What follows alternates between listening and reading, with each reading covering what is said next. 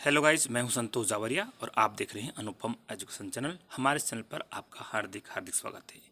जैसा कि आप जानते हैं कि क्लास 12th के प्रश्न पत्र में एक सेक्शन सी आता है जो ग्रामर से रिलेटेड होता है।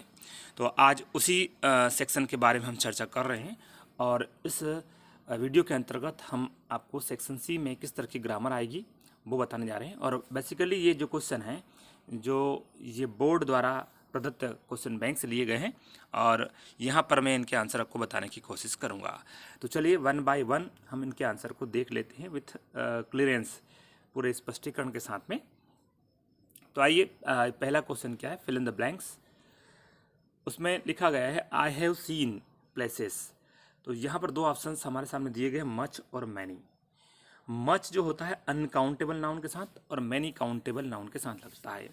देखिए प्लेसेस, प्लेसेस इन स्थान, तो देखिए स्थान को गिन सकते हैं, एक स्थान, दो स्थान, तीन स्थान, जहाँ पे स्थानों को काउंट किया सकता है। तो स्थान काउंटिंग में आता है और काउंटिंग में आता है इसलिए हम इसको क्या करेंगे, मैनी का प्रयोग करेंगे। तो ये काउंटेबल नाउन है, तो I have seen many places हमारा राइट आंसर होगा।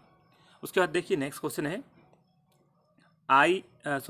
द बाय द बर्ड, केच, कैचेस और कैच। तो यहाँ पे द बाय द बर्ड। अब द बाय क्या होता है, देखो यहाँ द बाय है, अब बाय सिंगुलर है, अब सिंगुलर है तो क्या है, क्रिया में एस या ई एस आएगा, क्योंकि यहाँ पे किसी भी हेल्पिंग वर्ब का यूज़ नहीं हुआ है। या तो एस या एस आएगा, सेकंड फॉर्म द वर्ब आएगी। क्योंकि जो तीन आंसर में दिए गए हैं उसमें किसी में सेकंड फॉर्म नहीं है, इसलिए ये फर्स्ट वाला आंसर तो कैंसिल हो जाता है। अब कैचेस और कैच, तो इसमें हम क्या करेंगे, सेकेंड वाली वर्ब, क्योंकि कैच में स्पेलिंग में ई एस ऐड होता है, एस नहीं होता है, इसलिए हमारा सेकेंड आंसर कौन सा सही होगा, कैचेस। नेक्स्ट क्वेश्चन है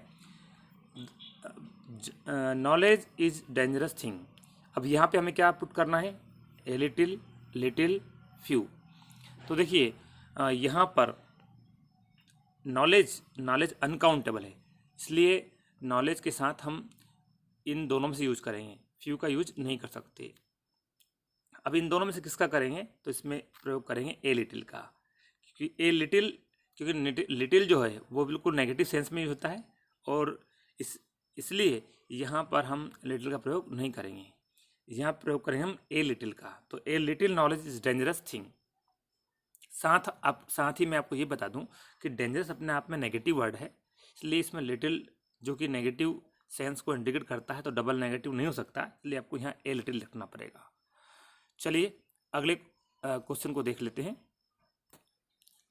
अगला क्वेश्चन इस तरह से है, आई थिंक इट रेन टुडे। अब देखिए यहाँ पर यदि प्रश्नों को हम ध्यान से पढ़ेंगे तो इसमें संभावना को मेंशन किया गया है और संभावना को व्यक्त करने के लिए हम मे का प्रयोग करते हैं और माइट का प्रयोग करते हैं, लेकिन माइट का पास्ट में करते हैं। यहाँ पे जो सेंटेंस दिया गया है वो प्रेजेंट का है, इसलिए हम इसमें मे का प्रयोग करेंगे। तो हमारा राइट आंसर कौन सा होगा, मे होगा। I think it may rain today. Next question है there are precious books in the library. अब हमारे पास जो ऑप्शंस दिए गए हैं मच, एनी, सम। अब हम यहाँ पे क्या है, मच का प्रयोग नहीं करेंगे, क्योंकि जो प्रेशियस बुक्स है, बुक्स कैसी है, प्रेशियस है, पर बुक्स कैसा आता है, काउंटेबल नाउन है। अब काउंटेबल के साथ क्या मच का प्रयोग नहीं किया था। अब आता है एनी और सम का, तो एनी का जो प्रयोग होता है वो नेगेटिव सेंटेंस में होता है, इसलिए हम यहाँ एनी का प्रयोग भी नहीं करेंगे। तो अब क्या किसका प्रयोग करेंगे, सम का। There are some precious books in the library हमारा सही आंसर होगा। इसके बाद चलते हैं नेक्स्ट क्वेश्चन की ओर। नेक्स्ट क्वेश्चन इस तरह से है, माई ब्रदर इज इंजीनियर। अब द एन ए, अब द एन ए ये आर्टिकल है। अब आर्टिकल का प्रयोग उसके आगे आने वाले शब्द से करते, तो यहाँ जो भी आर्टिकल हमें यहाँ फिट करना है उसके बाद इंजीनियर आ रहा है। इंजीनियर की जो साउंड है वो वोवेल साउंड है और वोवेल साउंड से पहले हम एन लगाते हैं, तो यहाँ पे हम क्या लगाएंगे, an engineer. My brother is an engineer, तो हमारा सेकेंड ऑप्शन सही होगा। नेक्स्ट क्वेश्चन है did you bye sugar from the shop. यहाँ पर एक महत्वपूर्ण बात है कि जो हमें ऑप्शंस दिए गए हैं उन्हें चेक करना है, एनी और सम। एनी जो है नेगेटिव और इंट्रोवर्ट सेंटेंस में प्रयोग होता है, ध्यान देना, एनी नेगेटिव और इंट्रोवर्ट सेंटेंस प्रयोग होता है और सम सिंपल सेंटेंस में प्रयोग होता है और इंटरोगेटिव में भी होता है। लेकिन ध्यान देने वाली बात यह है, ज़्यादातर एनी जो होता है वो नेगेटिव इंटरोगेटिव में होता है, और वो भी होता है काउंटेबल नाउन के पहले। अब यहाँ देखिए, शुगर किसी नाउन है, काउंटेबल है या अनकाउंटेबल है? यह है अनकाउंटेबल, इसलिए हमें यहाँ क्या करना पड़ेगा, एनी का प्रयोग नहीं करना पड़ेगा, बल्कि इसका प्रयोग करना पड़ेगा सम का। तो यहाँ पर हम किसका प्रयोग करेंगे? सम का। जनरली कॉमन रूल ये होता है कि नेगेटिव और इंटरोगेटिव सेंटेंस में एनी का प्रयोग करते हैं, लेकिन वो भी कब करते हैं? जब वो काउंटेबल नाउन हो। लेकिन यहाँ पर अनकाउंटेबल नाउन है, इसलिए हमें यहाँ किसका प्रयोग करेंगे? सम का। मैंने आपको क्लियर कर दिया है, एक बार पुनः समझ लेना इस बात को मैं क्या कहना चाह रहा हूँ। आइए अगले क्वेश्चन को देखते हैं। अगला क्वेश्चन इस प्रकार से है, I don't like of them either neither. देखिए, आइदर का सिंपल सेंटेंस में आइदर का सिंपल सेंटेंस में प्रयोग होता है, और नाइदर का नेगेटिव, मैं गलत बोल गया था। यहाँ पे मैं आपको बता दूँ, I don't like of them, तो इसमें हम किसका प्रयोग करेंगे? Either of them. मैं उनमें से किसी को भी पसंद नहीं करता। तो यहाँ पर नेगेटिव पहले आ गया है, इसलिए नाइदर की ज़रूरत नहीं है। हम यहाँ क्या लगाएंगे? आइदर। तो यहाँ I don't like either of them, मैं उनमें से किसी को भी पसंद नहीं करता। यहाँ पर इसका सेंस है, कहीं कहीं आपको सेंटेंस के सेंस को भी ध्यान में रखना है। तो चलिए अगला है, यू स्टॉप स्मोकिंग। यहाँ पर यू स्टॉप स्मोकिंग, यहाँ पर एक जो है किसी के लिए बहुत हितकारी बात कही गई है, उसके लिए अर्जेंट है, आवश्यक है, अति आवश्यक है, और अति आवश्यक सेंस में हम प्रयोग करते हैं मस्ट का। तो यू मस्ट स्टॉप स्मोकिंग, तो हम इसका प्रयोग करेंगे मस्ट का। जनरली शुड होता है कॉमन सेंस, मतलब सामान्य सेंस में, लेकिन जहाँ कोई स्पेसिफिक सेंस की बात की जा रही हो तो हम मस्ट का प्रयोग करते हैं। जहाँ पे जोरदार बात की गई वहाँ मस्ट का प्रयोग करते हैं, जहाँ अनिवार्यता हो वहाँ मस्ट का प्रयोग करते हैं, ये आपको ध्यान रखना है। नेक्स्ट है, we are going a match today. अब यहाँ पर हमारे पास जो ऑप्शंस दिए गए हैं, playing, to play, played. We are going to play a match today.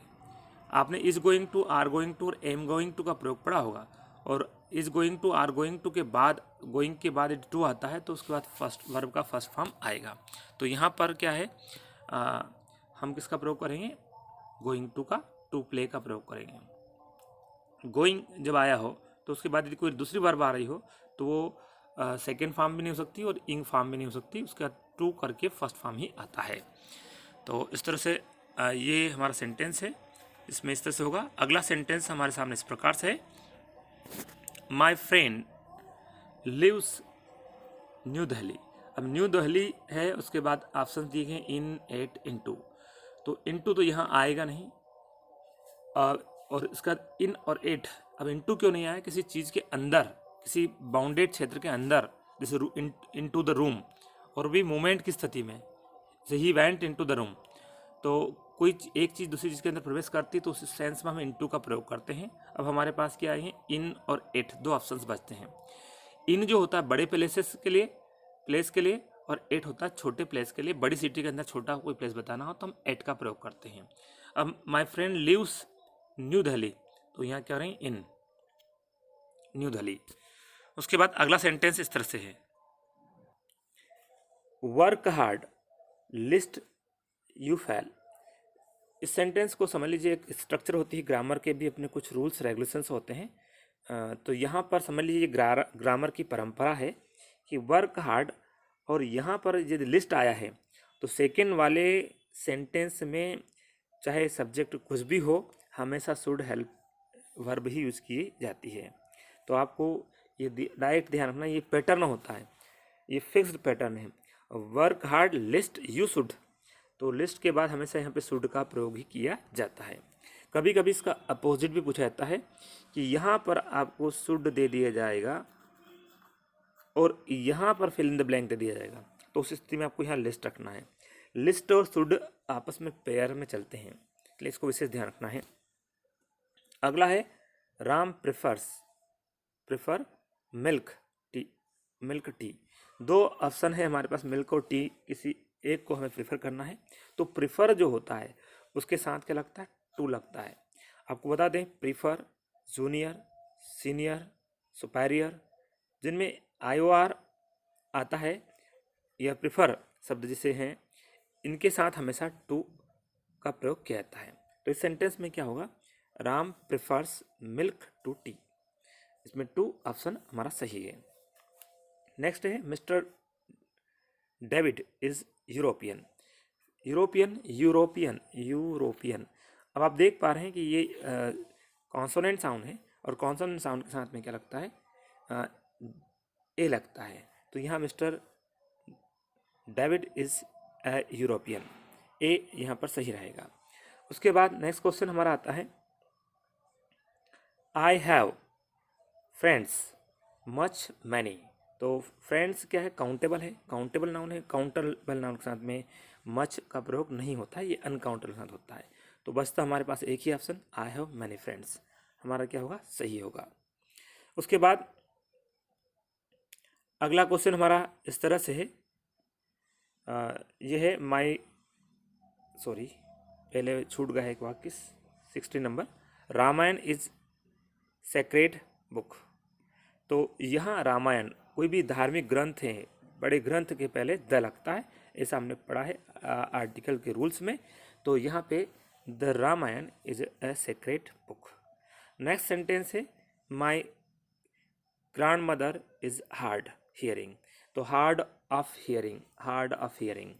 वैसे तो आर्टिकल के प्रीपोजिशन के कोई नियम नहीं होते, ये रूटीन यूज से ही समझ में आते हैं, लेकिन फिर भी मैं बताने की कोशिश करता हूँ कि जब भी कोई यहाँ पे डी, जिसके एंडिंग में डी आया हो ऐसा वर्ड हो, तो उसके साथ मोस्टली ऑफ लगता है, लेकिन ये कोई परमानेंट नियम नहीं है।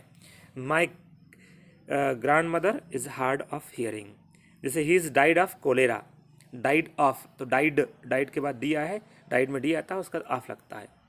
लेकिन फिर भी मैं बता दूं कि 99% ये बात सत्य हो सकती है, लेकिन 100% सत्य नहीं हो सकती। चलिए आगे चलते हैं। अगला हमारा क्वेश्चन है 80 number, God bless you with A daughter. God bless you with A daughter. तो देखिए इसमें क्या लगा, कैन, कुड, मैं।